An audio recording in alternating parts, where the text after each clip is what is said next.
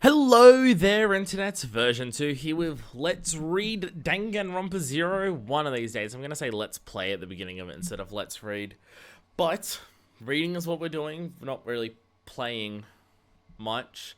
Except for Junko Enoshima, who's had her feelings played with is...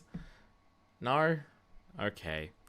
Where we left off, Ryoko had found a dead body being hung that was bleeding onto one of her memory notebooks. And chapter 6, we shall continue on that horrific, horrifying, despair-inducing scene. I'm trying to think of more words to add to it, but I don't think there is any. Anyway, let's just read, and I can see Kya there, so let's see her react. Scared. Chapter 6. Before I knew what I was doing, I found myself running, scattering tears and snot all around. While I was running, I wrote my memories down in my notebook. While running? Impressive. But I quickly forgot why I was even running. I slowed my pace and looked down at the unfinished memory in the notebook. When I did, that recent memory was resurrected in my brain and... Screaming! Sorry. So, there we go, it's a bit more blood-curdling then. Screaming, I continued fervently, dashing away from the central plaza. I climbed over the iron fence like a daredevil, and after running away some more, I finally saw the school dormitory ahead of me. I flew into the dorms at top speed and headed straight to Mitsuda-kun's room. As far as I'm concerned, when faced with times like this, the only person I can remember, the only person I can rely on, is Mitsuda-kun. As I ran through the corridors, flipping my notebook in search of Mitsuda-kun's room, I recalled another memory that was written down in it. I am not allowed to visit Mitsuda-kun in his room without a good reason. But I did have a good reason right now. It was an unprecedented state of emergency, and so I ignored the precaution. After flipping through the notebook some more, I finally remembered where Mitsuda-kun's room is, and managed to reach it before I forgot again. As soon as I reached the door, I knocked on it with all my strength and screamed, "Mitsuda-kun, it's terrible, terrible!" But no matter how long I waited, the door didn't show any sign it was going to open. Mitsuda-kun, come on, Mitsuda-kun! I continued my insistence knocking. I knocked as if I was deranged, as if I was half crazed. I knocked and knocked, and after I continued knocking for a while, a door finally opened. Honestly, who is this? But the door that opened was the door to the room next door. Wait, huh? It was strange. There was no one there. The door was open and even I heard a person's voice, but no one was there. Hey, what's going on? You're being very noisy. Someone's voice could be heard in the corridor that still looked empty. Even more surprisingly, it was a kid's voice. I looked around once more, but there was still no one there. Hey, big sis, where are you looking? I'm right here. Where are you? I turned to face the empty hallway and yelled, "Where are you hiding?" Once again, I could only hear a voice. I'm not hiding anywhere. I'm right here, in front of your eyes. You just haven't noticed me yet. In front of my eyes? I took a big breath and waited for my palpitations, which by now became violent, to calm down. Then, I properly concentrated on the environment. When I did, I finally noticed him. Oh, did you finally notice me? In front of my eyes stood a boy that looked like a cartoon Cupid. Don't worry, I was born with a weak sense of presence. No one notices me at first. I'm used to it by now, so don't let it bother you. The boy had a clean voice of someone yet to reach puberty. His face was surprisingly featureless. It was the kind of face that you draw if told to draw a child's face without using photo as a reference. Its complete lack of distinguishing features was an astounding distinguishing feature all by itself. So what's wrong? What's wrong about what? Hey, when you're assaulting someone's door in the middle of the night, you can't go asking about what. At this time of night, even insomniacs doze off. I held a paper bag crammed with sweet pastries. Oh, he held a paper bag crammed with sweet pastries in his hand, fit for the unending appetite of someone still in his growth period. A logo read Hansel and Gretel was printed on it. It must be the bakery's name. He took a pastry out of the bag, crammed it in his mouth, and said, "What's wrong?" Huh? Can you repeat that? The boy swallowed the pastry he'd been chewing and repeated, "Well, what's wrong? How about you tell me about it? I may be able to help." As he spoke those powerful words, the boy looked over me as if appraising me. His eyes especially lingered on my chest and my legs. Before that, I have a question of my own. What is such a young boy doing here? Are you visiting your brother or your sister here at school? My name is Yuta Kamashiro, and I'm a student in Hope Speaks Academy 77th class. Pleased to meet you. 77th. Don't Don't. No, his name is not Yuto Kamishiro. I was thinking 77th class. Wait, likes food, short, featureless. Don't let it be Sax Pass, but no. Which class was it? I feel like it was 78th and 70. It was either 78th and 79th or 77th and 78th in Danganronpa 1 and 2. I can't remember. Huh? I may not look like one, but I am a high school student. Oh my. Don't worry, I already have hair growing in all the right places. Don't. Too much information. Don't just stand there forever with that surprised look on your face. I introduced myself, so at least you can tell me your name, big sis. Sure. I spread my notebook's front page in front of the boy's eyes. Huh, that's a strange way to introduce oneself. Opines the boy from the other side of the notebook. Ryoko Otonashi-chan. Not a bad name, if I say so myself. If I were you, I'd look forward to a chance to introduce myself. He smiled an innocent smile. When all is said and done, I couldn't see anything but an elementary school student. Well then. Suddenly, his expression matured. So what kind of trouble have you gotten yourself involved in? His eyes glittered with curiosity. No, they glared. And it wasn't just curiosity. They radiated something much more greedy, much more calculating, and much more insane. Your state of confusion means it's a fairly major trouble, isn't it? Staring at me with eyes filled with enthusiasm that didn't fit the rest of his youthful features, he thrusted his hand into the paper bag once again and chose another pastry. Yay! A Bisou pumpkin melon pan! Thunder Cougar Falconbird, sorry. His face was covered with an innocent wide grin once again as he happily pushed the new pastry into his mouth. Well, so what is it? What kind of trouble? I wouldn't call it trouble exactly. It's just that I have something to discuss with Matsuda-kun, who lives in this room over here. It didn't quite get that. Kamishiro-kun gulped the pastry down. Yet Yasuke Matsuda isn't home right now. Isn't home. Yep, he isn't home. Why? My sudden scream reverberated through the door's empty corridor. That's bad, bad, bad. Why isn't he home when such important things are going on? You may yell, but that still won't make him come home. I was in a panic, but Kamishiro-kun just calmly continued chewing on his pastry. His neuroticism is very well known among his classmates in the 77th class. There's no way he wouldn't notice someone knocking that hard on his door. I could even hear it from the next door, enough to make me come out to see what was going on. But why isn't he home? Where is he? Maybe still in his lab? He's always working late into the night. Got it, his lab. I turned around inside to run. Hey, wait! But Kamishiro-kun stopped me. Don't tell me you plan to go there. Did you forget? At this time of night, the east quarter is blocked with an iron fence and security sensors. I don't think you can enter. Huh? I can't. In other words, I can't get to Matsuda-kun to save me. That can't be. I was at my wit's end. That's bad. What am I going to do? This is the biggest crisis in my entire personal history. Why don't you let me help you then? Kamishiro-kun faced me, his face brimming. I can't leave a troubled woman with such a cute face as yours alone. So what have you gotten yourself involved with? Tell me everything. I think this is just Sex Pest Jr. What have I gotten myself into? That... Huh?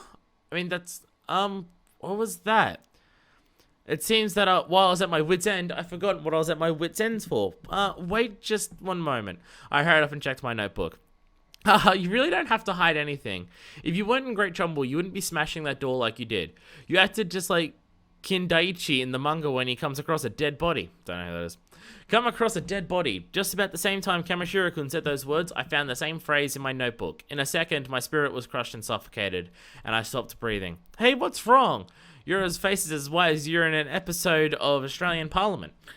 I was still in shock from my resurrected memory of finding a body and couldn't breathe. In order to escape from being suffocated, I whispered one sentence to myself. This has nothing to do with me. I repeated it again and again. Nothing to do with me, nothing to do with me, nothing to do with me. For me, they were magical words. Each time I whispered them, the world slowed down a little. Truly magical words. That's right, nothing to do with me. After repeating the magic words a few more times, I finally managed to calm down. I was just about to close my notebook so I could really forget once and for all what had happened, when my eyes discovered the next memory written in it. There was a Ryuko Otonashi memory notebook lying on the ground under the dead body. I raised my voice in a scream like I never had before. I forget! That notebook inside the muddy pool. Even though I convinced myself this has nothing to do with me, if they find a notebook with my name on it, it would be impossible to convince anyone else. I'm going to be pulled into a stage surrounded by extras. They're going to expose me in front of a faceless audience and hand me down some cruel punishment. This is bad. My palpitations became violent again. What should I do? Everything was breaking down. The world itself was breaking down, starting at my feet. I have to do something about that notebook before it completely collapses. Spurred by that sense of urgency, I took off at full speed. "Hey, big sis, wait!" a voice called from behind my back. "If you're in trouble, please let me help you. If you want to help, tell Matsuda-kun to look for me when he comes back. Bye-bye," I yelled without looking back. Then I ran past the corridor and out the dorms. I ran all the way through the south quarter without stopping to catch my breath, and climbed over the iron fence with that same momentum. I proceeded at full speed into the central plaza, still covered by darkness. I ran so fast I didn't even notice my breath was running out. Finally, I reached the fountain once more. I reached it, but... Huh? The scene that spread in front of my eyes was discomforting. I opened my notebook to check my memories again. The one thing I can't trust is my own brain, so when faced with such a discomforting scene, my first thought is to doubt myself, but I came across an old man's dead body near the fountain in the central plaza. That memory, properly written down in the notebook, convinced me it was not me who was at fault. No, the cause of the discomforting feeling was the scene in front of my eyes. The scene that was lacking a dead body. It was strange to find a body here, and now it's strange not to find one. Strangeness upon strangeness. It was unbelievably strange. Was he really alive? Did the dead body walk away? I didn't understand what was going on, so I looked around some more. Soon I found something near the roots of a nearby tree. It was a notebook. On the front page was written, "Ryuko Otonashi's memory notebook." Wait, huh? Why is my notebook here? Then as I considered that question, I was about to go pick up the notebook.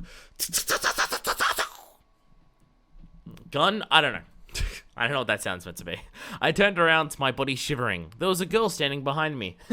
So we finally reached this event scene. She was striking a pose, her arms folded in front of her body. A girl about my age. I wonder who this could be. She had flashy makeup on, as if she just jumped straight out of the pages of a fashion magazine. Her blonde hair bulged in large, soft puffs. Her stylishly torn top had a stupidly large cleavage, and her embarrassingly short skirt revealed long, slender white legs. On first look, she seemed like a normal cute girl. Her eyes alone were a million light years divorced from normal. Those deep, dark eyes were like a bottomless swamp, and it almost seemed even the darkness of the night could easily be swallowed inside them. The moment I saw those eyes, danger signals started flashing violently inside my brain. Every fiber in my body screamed at me to run away, but at the same time I was captured by the despair-inducing idea that resistance was futile. In the end, I just stood there transfixed, unable to move.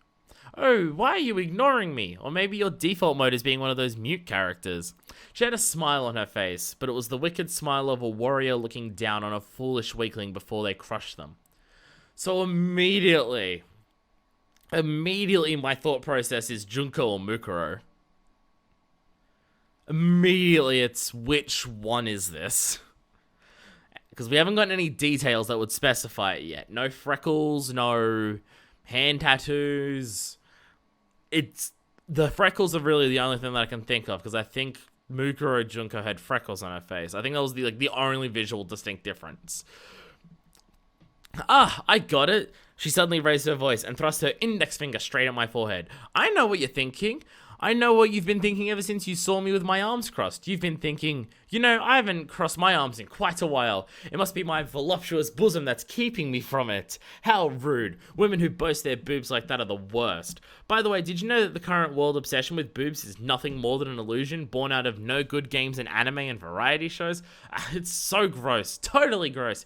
Do you ever know what kind of guys are obsessed with boobs? I'll tell you. You know those airheaded girls who get pampered in their hometowns and then go out to the big city where they're not popular anymore, so they end up taking off their clothes for anyone who gives them the time of day? Those are the virgin guys obsessed with that kind of girl who are also not the brightest bulbs in the shed and only have their impressive lower bodies going on for them. They're the ones endlessly obsessed with boobs. Changing the subject for a second, aren't virgins the worst? If it wasn't for the virgin megastores, there would be nothing good about them at all. Even then, that change got shut down by the economy, and yet they're still a million times better than actual virgins. What was I talking about? Oh, that's right, the economy. We should start with the government policy. I've got the bouncing brain going from one topic to another of Junko, so depends on how good Mukuro is in acting. It's hard to... Wait a ouch! She was obviously saying far too much for someone making her first appearance, so I tried to stop her, but she just pushed her finger even deeper into my forehead, making my efforts ineffective. Wait, now I remember, we were talking about boob obsession. You know, I hate being pushy, but you should really drop that boob obsession of yours. Drop it, Shane obsession, if you prefer en français. If you don't drop it, you're going to get in trouble when you're older. Do you get it? The larger they are, the more they sag. Or maybe you're one of them. Do you think you can win against the forces of gravity? Do you have superpowers? Should I expect Magneto to come scouting for you? I said, wait a second. I was like, the references to real life things when they were changed things in the games is still throwing me for a loop. I tried being insistent, but this time she thrust her finger straight into my mouth. Once more. I did that way too, really. Silencio, por favor. Wait, that's not it. What is it when you say when you want someone to be quiet? No, whatever. In any case, shut up and don't interfere. I really love talking to C. You should act like a good mute girl and just stay silent. It's my turn, Hal. I didn't do it that time. I don't understand a word you're saying at all. Saliva started flowing out of my mouth, running through her finger and dropping it in a thin thread into the ground. She didn't seem to mind at all, though, and instead said, by the way, what's your name, mute girl? Hey, she tilted her head, looking displeased. Don't mumble, say your name properly. If you don't answer within 3 seconds, I'm going to follow the 3-second rule and pull your tongue out. She wasn't even done talking before she grabbed my tongue with her fingers. She had tremendous strength, and my tongue was held firmly in place as if gripped with a vice. Right, 1... She started the countdown. Wait, this isn't a joke? Every pore in my body suddenly opens, making me sweat profusely. Wait, if my tongue is held down, I can't speak. 2... Suddenly, I noticed the notebook I held in my hand. I pushed it in front of her eyes with great excitement. Ryugo Otonashi, is it? But I'm very sorry. She opened her mouth widely and flashed a demonic smile at me. I told you to say your name. I never said anything about showing it to me. Right then, your 3 seconds are over, so I'll be taking your tongue now. I tried resisting with every bit of strength left in my body, but her nails cruelly wedged into my tongue. Inside my mouth, the irony taste of blood mixed with that of my saliva and rapidly drained away my fighting spirit. Her eyes, transfixed on mine, were overflowing with dark despair that seemed to squeeze what hope I had left straight out of me. At that moment, I finally came to accept that resistance was useless. With the last strength of my body and my notebook slipped away from my hand, I let my body hang and abandoned hope. Suddenly, I heard her laughing voice. With an ecstatic expression on her face, her cheeks painted red, she laughed a bizarre, mad, overwhelming laugh. I can only do the witch laugh. When that merciless, savage roar of laughter came to a stop, she finally removed her fingers from my mouth. I coughed madly. Spit mixed with blood spewing out of my mouth. Lol, super awesome. By the way, who'd ever want your tongue anyway? What do you think I am, some kind of savage? I bet you're wondering why I do such an odd thing, don't you? Well, to answer simply, I really wanted to see your face full of despair. You see, for me, this is the best kind of introduction you can give. I was still leaning forward, gasping for breath. She wiped her saliva-drenched hands on my back and continued talking. By the way, I haven't introduced myself yet, have I? I became even more nervous. I had a bad feeling about this. A very bad feeling. My intuition was telling me to stay far away from this girl, but she didn't stop. Instead, she loudly announced her name. My name is Laputa Tenkujo. What? Laputa Tenkujo. Just kidding. It's a joke, you see. A joke. Is this really the time for jokes? I know what you're thinking. You're thinking, is this really the time for jokes, aren't you? She's freaking Joseph. It's like she could read my mind. Jokes are amazing, aren't they? It was Hirobumi Ito who said, only a man who has a sense of humor can live in this world without growing mad, you know?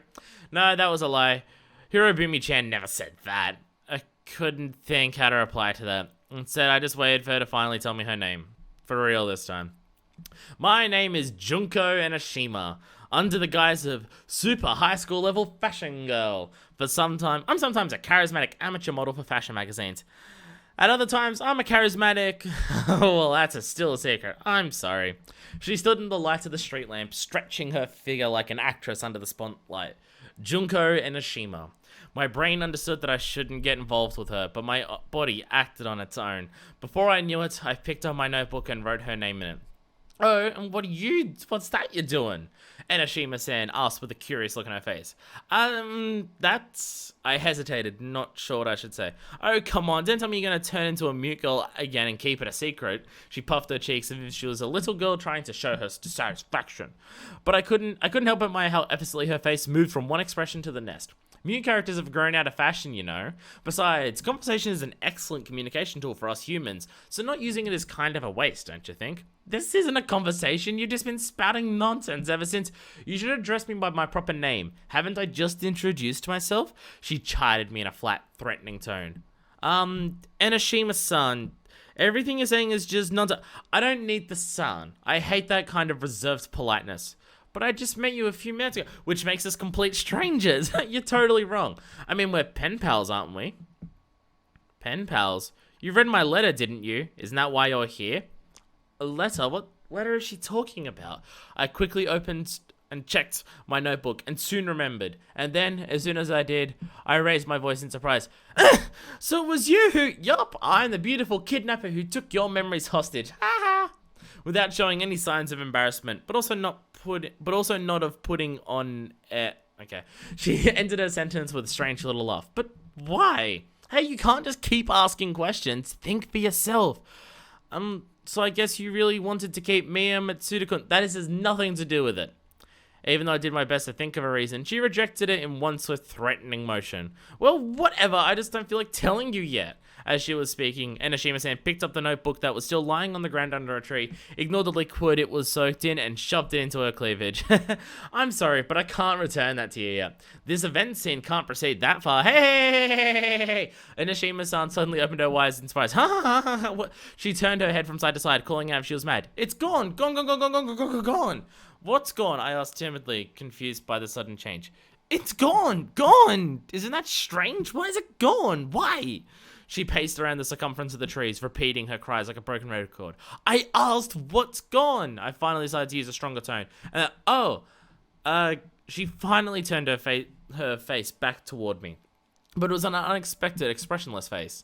Then she replied in a voice lacking any intonation, speaking as lightly as if she was discussing trivialities. The body is gone. The body that was here isn't here anymore. Huh? Oh, have you forgotten already? Honestly, even forgetfulness should have its limits. You saw that body yourself, didn't you? A new question came to my mind.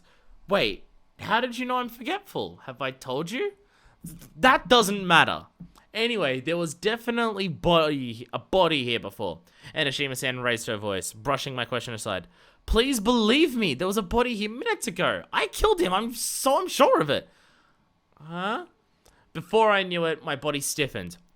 You see, I came at him from behind and hanged him in one go. I did it with those very slender arms. Then he leaked a little. Honestly, old men like him should wear diapers, just in case. If they did, it would give me peace of mind on in... Oh, so that's what the muddy puddle was. Oh, he shit himself because he was dead. Oh, ew. Huh? I felt as if a spell of confusion was cast on me. Enoshima-san, on the other hand, went on, gesticulating enthusiastically as she spoke. To be frank, some of it got on my skirt, so I went to the bathroom to wash it off. But it seems in time I was gone, the body took off. It slipped away. Well, it's my fault, really, getting scared from a little pea like that. That's why, as punishment, I put that pea-drenched notebook under my shirt just now. Is it pea or shit? Just clear it, whatever. Huh? I mean, I worked so hard so I can make an example out of him. Honestly, who could have done that? Huh? Hey, you've been doing that for a while now. Are you trying to be one of those absent-minded characters that are always so popular? Huh? Or maybe just the dummy. It was useless. Thoughts I couldn't even form into words ran around inside my head, causing a terrible grating headache. I didn't understand a thing. Is killing a person a thing someone can confess to so readily? Ah, you're wondering how come I've confessed such a thing so readily. She hit the bullseye once more. That should be obvious. I want you involved in this. Eh? A vague yet extraordinary anxiety unfolded over my entire body. Me? Involved in this? Wait a second. Why do I have to get involved in such a horrible thing? Huh? I'm asking, why do I have to get involved in such a horrible thing? Huh? I said, don't get so mad. You're ruining your absent-minded character personality. That's not it. In that case, let me ask you a question. Say you're making instant ramen. You put boiling water in and then wait 3 minutes, right? But if someone comes and asks you, how come it's 3 minutes? What's going to be your answer? You can't answer that, can you? My thoughts reach a state of unprecedented turmoil. What are you talking about? Don't change the... I'm not changing the subject. It's just the same. Enoshima-san counterattacked with a strong tone of voice. That's just how things are, so that's why I'm doing it. There's no further explanation. But you know, I'm not proud of it, but I am an impatient person, so I often give up before the 3 minutes are up. People think I have a thing for hard noodles, but it's actually just because of this much deeper reason. Well, do you get it now? My cognition clattered and collapsed, and inside of my brain completely turned to rubble. All that was left was a large number of question marks. I don't understand a goddamn fucking thing. That was the one and only thing that I was sure of. Attempting to understand other people perfectly is a futile activity unless you're aiming for the Ubermensch Olympics. I know that, but nevertheless, her case was extraordinary. I shouldn't have gotten involved with her from the very beginning, after all. But it's probably not too late yet. Before I get even more involved, that's right, I should run away. That's right, I should run away. Having finally arrived at this simple answer, I promptly turned the other way, kicked powerfully at the ground, set off dashing away from danger. Almost immediately, I found myself colliding head-on with Enoshima-san. How? I fell right down on my butt. It hit the ground so harshly that my entire body turned numb. When I looked up, Enoshima-san stood on the road, blocking my head. I never even saw her move, and yet somehow she appeared behind me before I started running again. We've seen her do the Dio pose. She has the world. It's not that hard to work out. Jeez, it's like you haven't seen JoJo Ryoko. Or if you did, you probably forgot it. Teleportation? I prefer Shikutsu Jutsu. I like the pop culture vibe. We're going for just Naruto now. I was going JoJo, but you go for the worst one if you like. I felt like it wasn't just my butt that hit the ground, but rather my anything and everything. It seemed I couldn't escape her after all. I may have convinced myself I have nothing to do with it, but she will not allow that. I think you misunderstand the situation, don't you agree? Enoshima-san crouched down and peered into my exhausted eyes. Alarms went off everywhere inside my head. I mustn't look into her eyes. Nevertheless, I couldn't avert my gaze. I should have let you know ahead. Your intentions are irrelevant. What's relevant is Junko Enoshima's purposes. That is all. That's why even thinking about escaping from Junko Enoshima is nonsense. The world itself is Junko Enoshima's playground, and everything in it is merely living in it on borrowed time. I'm not talking everything you own is mine. I'm talking you yourself are mine. The entire world and all mankind are for Junko Enoshima to do with as she pleases. What? It was the most evil, extraordinary, egotistical doctrine. The kind that causes you to feel sick. If she really means all that, I have to resent my own lack of luck for meeting that girl. Oh, well, we should return to what we were talking about. The issue of the dead body. She stood up, recollecting herself, turned to face me and asked a question. By the way, do you know what Hope's Peak Academy's steering committee is? Hope's Peak Academy's steering committee? Just to make sure, I checked my notebook, but I couldn't find a mention of that phrase anywhere. It seems I honestly do not know what that is. But if she mentions that name right now, that probably means, it seems you've reached a conclusion. Sorry, I may keep messing up my pronunciation. Let me try again. It seems you've reached a conclusion. And Enoshima-san spread both her hands grandiosely, as if it was a matter of ceremonies of an extravagant show. Bingo, that's right. The dead body that was supposed to be here was a member of Hope's Peak Academy's steering committee. These guys are much higher ranked than the teaching staff and even the headmaster. That is, they're the geezers who hold the real power in this school. Aren't you excited already? Growing excited all by herself, she continued. But there's no need to grieve. I mean, him getting killed here is just the way things are meant to be. Yep, it was set up since the very beginning. That's why no matter how much they try to hide that incident, it's all useless. That incident? I asked without thinking. It was a momentary response I could only call thoughtless. The moment it came to my mouth, I was bewildered by the fact I even asked it. Oh, curious are you? Of course you are. One can only listen to such a vague name like that incident so many times before curiosity takes over, don't you agree? Saying that, Enoshima-san struck a pose, her hands on both sides of her waist, and her chest puffed high, and declared loudly, "The worst, largest incident in Hope's Peak Academy's history. That is the true identity of that incident I was talking about." The moment I heard those words, I was assaulted by a sensation, as if some kind of strange fever invaded the inside of my skull. What? My consciousness went number and number with the scorching heat. At the same time, I absentmindedly wrote those words in my notebook, as if someone was manipulating my mind. The worst, largest incident in Hope Peaks Academy's history. Yep, write down everything you hear. That's a good girl. Enoshima-san laughed in satisfaction when she saw me do so. You know, you'd make an excellent part-time worker. There's no manager out there who doesn't tell new workers on their first day to write down everything they're taught. But if someone tried to order me to do something like that, I'd send them straight to hell. I'm not kidding, straight to hell. First, I'd finish off their family, then their friends and acquaintances, and then, when they're fully immersed in despair, I'd wait till they come ask me to please kill them. By the way, who are you? Eh? I looked up from my notebook in surprise and saw that scowl in her eyes increased considerably. Her scathing eyes were looking towards something far behind my back. I turned over at once, but could see nothing but deep black trees in the middle of the night's darkness. Nevertheless, Enoshima-san faced the darkness and asked again in a sullen voice, "Hey, I asked who you are." Suddenly, I saw something moving from the corner of my eye. Then something swayed up slowly from behind the dense foliage. Eh? A white mask appeared inside the jet black scenery. It was a human face. Its whiteness was as pure as if it was covered in white paint. I guess I've been found out. Along with the voice, a man's silhouette became apparent within the darkness. He had a long, slender body, much like a snake stretching upwards. He wore a pitch black school uniform and had pitch black hair drooping down to his shoulders, black upon black, the white face peeking from the blackness. He had small, thin, lizard-like eyes carved into it. My name is Ashiki Madarai. I could hardly see his mouth move. That is surprising because that description really sounds like a Zuru. Is that so? It's not like it really matters, but that's such a lame name. Junko Enoshima is 10 billion times cooler. I took a sidelong glance at Enoshima-san being her usual loud self behind me. She didn't seem much affected by the situation, and flashed her regular overconfident smile. That is indeed troubling. I have much pride in my name. By the way, that is not the only thing troubling me at present. Huh? I wonder what else there could be. I was hoping to talk to you when you're alone, but well, if it comes to this, I guess I have no choice. Madarai took something out of his pocket while he was murmuring.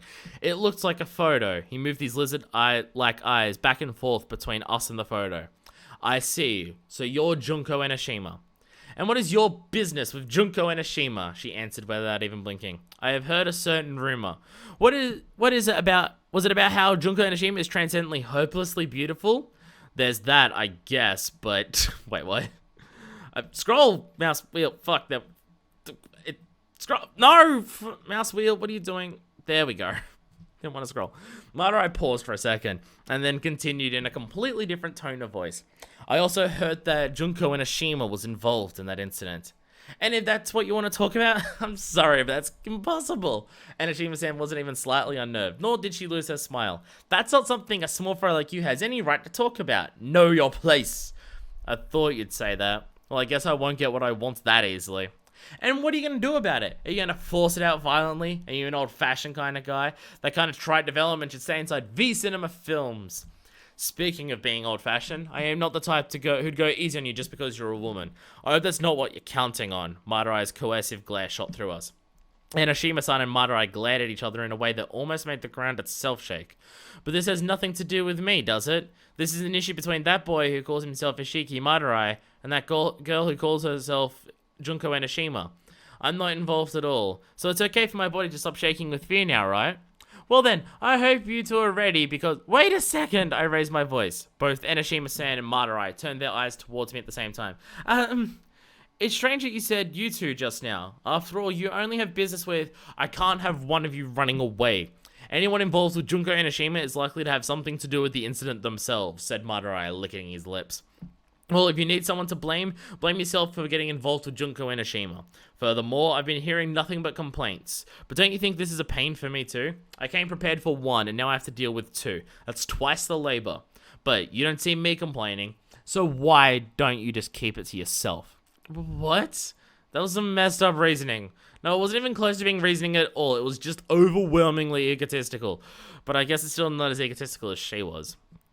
I see. You're brimming with deadly motivation, aren't you? But you see, this girl here is overflowing with deadliness, said Enoshima-san, stroking my head. Wait, what girl is she talking about? Hey, don't look so stupefied. I'm leaving the rest to you. Leaving the rest of what to who? Your face is just like a first heals, but that doesn't matter now. Go ahead and fight him already. That's your role here, you know. Me fighting? What are you talking about? I screamed, brushing her head off the top of my head. Hand off the top of my head. Oh, it's fine. You're a girl who can do anything when you want to. You can even kill when you want to, you know. Hey, enough of that kind of talk. Killing, it's not fit for healthy high school girls.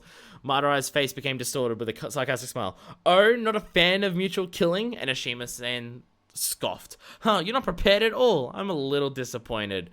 That's just natural. What use are you to me dead? There are many things I seek answers to, after all. At the very least, I have to keep your mouths working.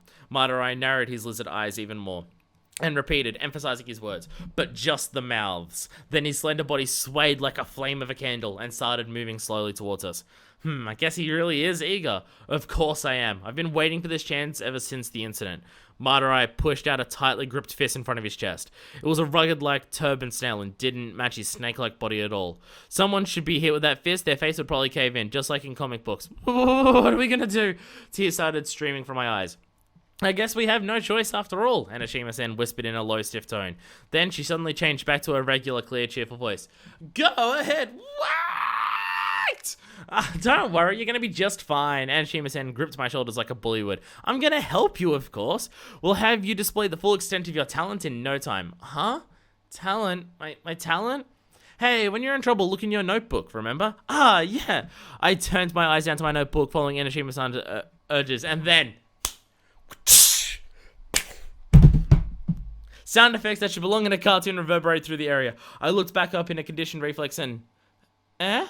Enoshima-san, who was just behind me a second ago, was now a few meters ahead, exchanging violent blows in a fierce battle with Madarai. Fash! Zaba! Zababa! Madarai used his long lips like whips when he was attacked. His opponent, Fashion Girl Enoshima-san, was standing her ground. Where the heck did this fighting action come from? Hey, don't just stand there like looking like a pig in shock, Enoshima-san yelled at me while performing magnificent tripping techniques as if she was a professional gymnast. Write everything down in your notebook. Right then, she delivered a perfect kick, sending Madarai down into the lawn with a short grunt. Nevertheless, he turned his long body like a spinning top and recovered from his fall still spinning, as if he was breakdancing. Whoops! Enoshima-san said, jumped and dodged, and Madarai took advantage of the opening to rise back up. Then, without waiting a single second, he delivered a straight right. He was clearly far too away from the strike to hit, but his bizarre long arm seemed to ignore the distance. Nevertheless, Enoshima-san dodged his flying fist, and in the same moment stepped up and thrust the tip of her right foot into his abdomen. A groan left Madarai's mouth. The two finally stopped moving. Oh, it worked! The crescent moon kick! I want to try it ever since I read about it in a magazine. Enoshima-san didn't pursue the crouched Madarai, and instead boasted while grinning broadly. By the way, what even caused this school battle to begin? Am I just forgetting again, or was it really just completely incoherent? Hey, I told you not to just stand there looking bewildered. I was still frozen in place, and Enoshima-san's irritated voice washed over me. Write everything down in your notebook. What do you think I'm working so hard for? Suddenly, her face flew away. A high kick as swift as a whip came at her from behind, sending her thin body flying like a scrap of paper. Ah! I raised my voice instinctively and turned my eyes to where her body was headed. Sigh, that was almost dangerous. She was posed on her knees, but then stood up as if nothing had happened. There was no visible damage except for a red mark on her left arm. It seemed she tried to use that arm to guard against Madarai's kick. I wasn't the only one who thought such a blow should have broken her thin arms, though. I could see signs of impatience on Madarai's scowling face. Nervous because I'm too strong? Starting to doubt yourself? That's right, I'm the ultimate weapon fashion girl who hasn't lost in over 300 fights. Shut up. Brushing away her words in anger, Madarai rushed at her once more. Soon, the battle resumed in full force. They both used their right hands, right feet, left hands, left feet, and then their full bodies in a hectic exchange of blows. I simply stood watching, unable to move. Only my hand moved to write everything down earnestly in my notebook. Enoshima-san let out a series of exaggerated high kicks, as though in response to the one that sent her flying before, but Madarai just twisted his mouth into a grin. He carefully avoided the attacks, and then, with perfect timing, lowered his posture and sprang into a tackle. His long hand stretched forward, and were trying to take hold of Enoshima-san's waist, but Enoshima-san's knee sprung up, aimed directly for Madarai's jaw. Madarai managed to turn away from his tackling target at the last second and avoided Enoshima-san's knee by mere millimeters. Nevertheless, he lost his balance and thrust his right hand toward the ground. As soon as he did, Enoshima-san cried, "Hiya!" in a silly voice and delivered a spinning kick at the right half of his body, which had become an open target. Madurai guarded with his left hand in panic, but he didn't make it in time. His right temple was hit with Enoshima-san's intense kick. His slender body flew down toward the ground, swaying back and forth. Ha! That was an easy win. Easier than going dancing. Enoshima-san laughed loudly. I guess he really was all boasty with too much to show for it. He should try going back and relearning the basics. There really wasn't a trouble at all. She continued to cackle, and then took out a hand mirror from an inside pocket and started resetting her messy hair. Surprisingly, despite the fierce battle she just participated in, she wasn't even out of breath. I rushed over to her side and started cheering. Thank God! For a second there, I was really worried. And Enoshima-san's expression changed in an instant. Huh? She gave me the ultimate despising look. I think you're misunderstanding the situation. You don't think this is settled yet, do you? I mean, that would be an Armageddon-level misunderstanding. Eh? Suddenly, I caught a shape slowly rising from the corner of my eye. It was Madurai. How? It's obvious, isn't it? That kind of kick shouldn't have sent him flying as grandiosely as he did. He did just what I did before. He let himself fly, you know, in order to reduce the damage. Well, it's all because I went a little easy on him, you know. He wouldn't have survived otherwise. I heard the unpleasant sound of grinding metal. That makes me sound like weird. It came from Madurai's teeth, which were grinding together so much it almost seemed sparks were going to come out of them. He mad, isn't he? I think he mad. My face was fixed on Madurai's as I turned my nervous voice towards Enoshima-san, who stood hidden behind me. It's fine. It's impossible for someone like you to be taken down by someone on his level. Probably. At least be definitive about it. I was just about to turn and face her when, never take your eyes off. Enoshima-san commanded with a sharp voice. Never take your eyes off the prey. That's the basics of basics. Prey? But I'm the one who's prey here, aren't I? Madurai kept grinding his teeth, advancing slowly towards us. I was shaking in fear like a frightened rabbit in front of a bloodthirsty, poisonous serpent. There was nothing I could do but turn to rely on Enoshima-san once more. What? Madurai suddenly opened his eyes in wide surprise. When did she what? A bad feeling overcame my entire body, and turned around to fear look behind me. What was it she called that? I went over my notebook and soon remembered. Right. Shikuchi Jutsu. Huh? There was no one behind me anymore. In no time at all, no sign that Enoshima-san was ever there remains. It seems you've been abandoned. I heard a man's voice from behind me. I turned around once more. Madurai was suddenly standing right before my eyes, looking down at me with vicious eyes. But there's no need to resent anyone. I shall settle things properly with her later. It's just the order that changed. Having been handed what sounded like a death sentence, I came to realize the fundamental error that occupied my thoughts until that moment. I was an idiot for thinking I could rely on Enoshima-san, but this is no time for complaints. I have to do something. Then, as my faltering eyes turned down to my notebook, I heard Madurai's voice from above. You must be really confident if you're reading a notebook at a time like this. Excuse me? I couldn't even bring my head up again. I couldn't even grasp the content of what I was reading, but I still flipped through the pages. I couldn't find a breakthrough solution to my problems, but I did my best to come up with an excuse to give me some time. Hey, wait 1 second. You said you were investigating the worst, largest incident in Hope's Peak Academy's history, didn't you? In that case, I won't be much help to you at all. I mean, I know absolutely nothing about that. How did you know about that then? Madurai's voice turned to ice and made me shiver even more. No, what? All I said before that I was looking into that incident. Nevertheless, you seem to know I was talking about the worst, largest incident in Hope's Peak Academy's history. I looked up. The sharpness in Madurai's eyes seemed to grow tenfold. My first thought was to escape those eyes, so I looked down at my notebook again. You see, I just heard that name recently by accident. That's definitely what happened. There are not many people in this academy who even know about that incident or its title. The fact that you two spoke about it seems my suspicions were exactly right. I didn't need to even look anymore. I can imagine Madurai's lizard eyes twisting towards me in laughter. Shivers went down my spine. My arms and legs stiffened. I couldn't move at all. It's over. I can't be sure about it, but this is probably the first time in my life I was conscious of my own mortality. Of course, at times like this, it's just one thing that comes to my empty head. Mitsuda-kun. Yes, my beloved Mitsuda-kun, but of course, the memories don't come flashing inside my head like a revolving lantern. All I can remember is my feeling towards him. Therefore, I whispered his name again and again inside my heart. I had to remember Mitsuda-kun. Mitsuda-kun, Mitsuda-kun, Mitsuda-kun, Mitsuda-kun, Mitsuda-kun, Mitsuda-kun, Mitsuda-kun, Mitsuda-kun. Huh?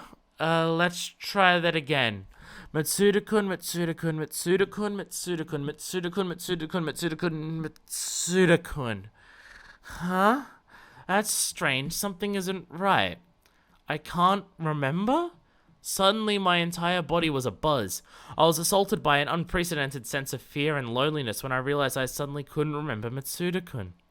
Is this what loss feels like? It was a hellish feeling It was a hellish feeling like I never felt before. A terrible feeling, as if parts of my body were bitten off by evil demons. What is it? Your face is terribly pale. Eh? The second I looked back up at Madarai, I understood what was happening. The fear the man in front of my eyes cast over me took control over all my emotions. That's why I couldn't remember my feelings for Mitsuda-kun. Your face looks like the face of someone who's about to be attacked. He cackled at his own funny joke. Mitsuda-kun, Mitsuda-kun. Even swallowed by fear, I continued whispering his name inside my heart. My emotions did not respond. Nevertheless, I continued to whisper frantically. It was almost like a prayer. I want to see Mitsuda-kun's face. I want to hear Mitsuda-kun's voice. I want to smell Mitsuda-kun. I want to touch Mitsuda-kun. I want to meet Mitsuda-kun. I want to meet Mitsuda-kun. I want to meet Mitsuda-kun. Suddenly, something changed. My heart beat loudly and my blood, which had until now been circulating nowhere in particular, began to flow into my limbs again. A surprising sense of heat melted the fear that was keeping my body frozen. I want to meet Mitsuda-kun. I repeated the mantra several times once more, and soon completely forgot the fear that was controlling my feelings. I want to meet Mitsuda-kun. I want to meet Mitsuda-kun. I want to meet Mitsuda-kun. I want to meet Mitsuda-kun. Madarai perceived the change in me and put some distance between us immediately. It seemed that despite his looks, he was a cautious man, and that I reclaimed my composure enough to make that analysis. With that newfound composure, I turned back to read my notebook once again from the beginning. All of a sudden, my eyes stopped on the very first page. There was an explanation regarding my written talent there. It's strange that I never noticed it until now. It must be the power of love Mitsuda-kun granted me. I'm gonna meet Mitsuda-kun, I'm gonna meet Mitsuda-kun, I'm gonna meet Mitsuda-kun. It was no longer just my heart's desire. It was now my clear goal, birthing a rekindled fever inside of me. Please step away, I declared to Madarai, raising my head from the notebook. I'm going to meet Mitsuda-kun. Who the hell is that? Never mind, what made you come back to life so suddenly? Love, of course, I yelled in triumph. My power of love for Mitsuda-kun, I yelled unabashedly. I agree that love is not something to be trifled with. It urges people to take unimaginable actions, and sometimes drives them to madness. Although I'm not sure that's what's happening here. In any case, don't stand in my way. I scowled fiercely at Madarai. Or maybe it's desperation that's driving you now. That would be a bother. You can never know what desperate people are going to do. It doesn't matter if they're weak or strong. It's always a bother. Shut up and move already! You're truly a strange woman. He lowered his center of weight, and crouched into a low posture. He must be attempting to preempt any possible attack, but this has nothing to do with me. Something like that cannot hope to extinguish the red flame burning inside me. I'm going to meet Mitsuda-kun, I'm gonna meet Mitsuda-kun, I'm gonna meet Mitsuda-kun. I defensively stepped forward in determination, my hand still holding the open notebook. In reaction, Madarai lowered his center of gravity even more, and prepared a clenched fist next to his lower back.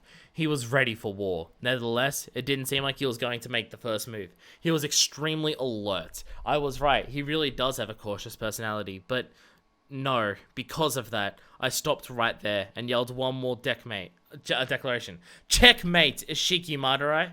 What the hell? That's a lame catchphrase. Checkmate, Ishiki Madarai.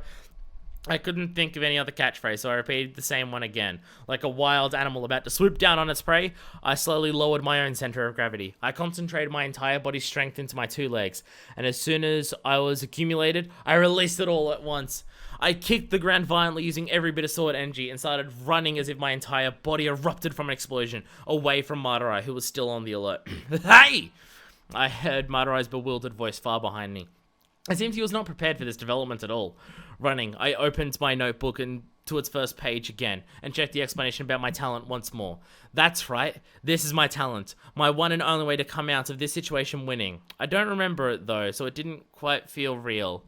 After a very short while, I could hear running footsteps chasing me. I decided to put my predictions to the test. What is the man chasing me thinking right now? I'm pretty sure he's thinking something like, now that's a truly strange woman. Interesting. What? Interesting. Okay. Her talent has to do with predictions, and she can predict what people are about to do. For someone with really bad memory, that's a surprising ability.